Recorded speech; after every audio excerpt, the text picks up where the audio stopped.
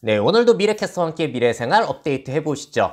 자, 기사 타이틀 한번 보실까요? 동성 커플도 아기 낳으세요. 저출산에 망할 위기, 이 나라 극한 처방 내놨다라고 하면서 대만의 사례를 매일경제신문에서 이야기를 하는데요.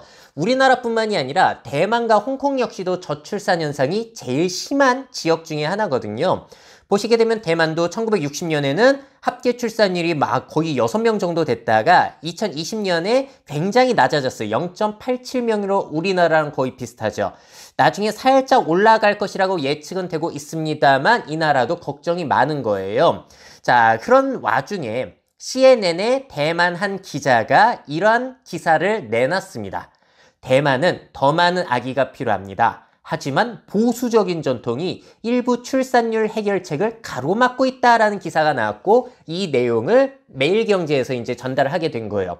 여러분들 대만이 보수적인 나라인가요? 제가 알기로 아시아에서 가장 개방적인 나라로 알고 있는데요. 심지어 보시게 되면은 2019년에 아시아 최초로 동성 결혼이 합법이 된 나라에 있고요. 또 2023년에 어떤 일이 있었냐면은 동성 부부의 입양권을 확대하는 개정안이 통과가 됐는데 심지어 대만 국회에 만장일치로 이게 통과가 되기도 합니다. 자, 19년에 동성혼이 합법화됐잖아요. 근데 그때만 하더라도 배우자의 친자녀만 입양할 수가 있었는데 그 제한을 없앤 거예요. 그만큼 개방적인 나라인데 이 CNN 기자 같은 경우에는 보수적인 전통이 대만의 출산율 해결책을 가로막고 있다고 하는 거예요. 도대체 어떤 부분을 그렇게 이야기하고 있는 것인가? 대만에서는 동성 커플과 미혼 여성은 체외 수정 또는 난자 동결과 같은 시술이 금지되어 있으며 대리모는 전면 금지되어 있습니다. 이 부분을 보수적이라고 이야기하고 있습니다. 야, 이게 보수적인 거면 우리나라는 진짜 극보수 아니면 조선시대에 머물러 있는 그런 수준이라고 생각할지도 모르겠어요. 자, 이와 관련해서 대만에서 야당인 국민당 소속의 새 국회의원으로 선출된 사람이 있습니다. 천칭우 박사라는 분이 계신데 참고로 국민당은 전통적으로 대만에서 보수적 세체가 강하다고 해요. 이분이 출산율을 높이기 위한 여러 가지 안들을 내놨는데 이 내용들, 특히나 Boosting the Birth Rate라고 하는 이 부분은 매일경제에서 인용을 한 거거든요. 참고로 이 의견은 대만 국회의 전체적 의견이 아니라 천칭우 국회의원의 개인적인 의견입니다. 자, 이 사람이 뭐라고 이야기를 하고 있냐면은 최우선 과제 중 하나는 보조 생식술에 대한 접근성을 확대하자는 거예요. 자, 2023년 대만의 출생아가 13만 명 정도 되는데 그중에 17% 정도가 보조 생식술에 의한 것이었다고 해요. 그래서 효과가 꽤 있다는 거죠, 보조 생식술이. 그럼에도 불구하고 미혼 여성, 레즈비언 커플, 미혼 이성의 커플과 같은 경우에는 시험관 아기 접근성이 안 좋다는 겁니다. 그래서 이거를 확대를 하자라는 것이고요. 이게 또 좋은 점은 뭐냐면은 대리모보다는 논란의 여지가 훨씬 덜하기 때문에 가장 우리가 지금 해볼 수 있는 방식이라는 거예요. 그래서 이 천칭후 의원은 나의 4년 임기 내에 이 법안이 통과되기를 바라고 있다. 이 내용을 매일경제에서 전달을 하게 된 겁니다. 자, 그러면서 이 의원이 이런 얘기를 해요. 충분한 논의를 통해 새로운 법이 가족을 시작하고자 하는 모든 사람에게 동등한 대우를 제공해 줄 수 있기를 바랍니다. 결국에는 낳고자 하는 사람들이 낳을 수 있게 동성 커플, 미혼 가리지 말고 지원을 해주자는 거예요. 역시 대만은 이런 부분에 있어서는 굉장히 진보적이죠. 근데 문제는 이 법안이 통과된다고 하더라도 대만의 합계 출산율이 정말 드라마틱하게 높아질 것인가? 그건 아니라는 거죠. 자, 제가 많이 보여드린 자료들인데 아이슬란드, 뉴질랜드, 노르웨이, 핀란드 역시도 2010년에 비해서 2020년에 합계 출산율이 많이 떨어졌는데 이 나라들 같은 경우에는 앞서 대만 의원이 이야기하는 대부분의 것들이 이미 지원이 되고 있습니다.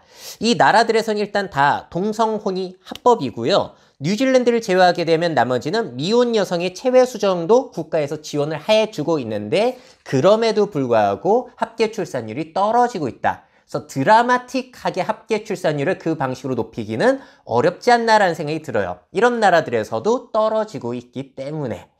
자, 그렇다면 대한민국에서는 어디까지 허용이 될까요? 대만보다 합계 출산율이 더 낮으니까 뭐라도 더 조금이라도 해봐야 되는 나라는 우리나라인데 굉장히 보수적으로 이 분야에서는 접근을 하고 있는 것 같습니다. 자, 그래서 제가 한번 레벨별로 여러분들에게 질문 드려볼게요. 어디까지 허용될지 생각해 보세요. 첫 번째, 동거 지원 제도를 허용하는 거예요.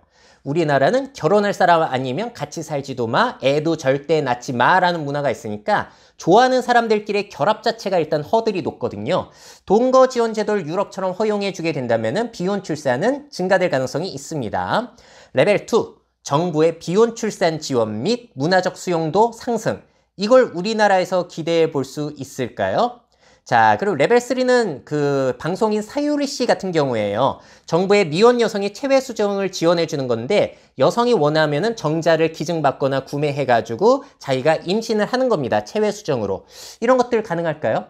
우리나라 같은 경우 이런 걸 하려고 하면은 아이가 불쌍하다. 그 아이의 인생은 생각도 하지 않는 거냐? 이기적이다라는 그런 우려가 많은데 그런 우려가 나온다는 것 자체가 역시나 사회적인 지원이 부족하기 때문에 문화적인 수용도도 낮지 않나? 라고 어느 정도 의심해 볼 수 있을 것 같아요.